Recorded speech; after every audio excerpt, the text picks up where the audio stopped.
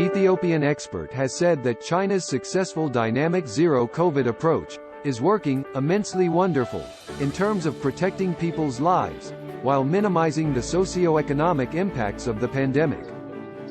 China has done an immensely wonderful work with its dynamic zero-COVID strategy, with good results in terms of human life and transmission to the general population. The Chinese psyche, the Chinese understanding, the kind of critical thinking they have put into their own population is a very important base in fighting the pandemic.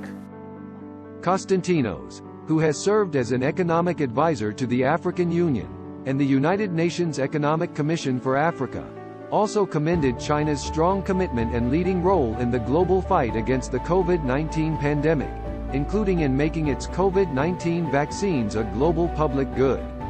China had developed all this PPE material before most developed nations could even produce it. So it started exporting this personal protection equipment to different countries.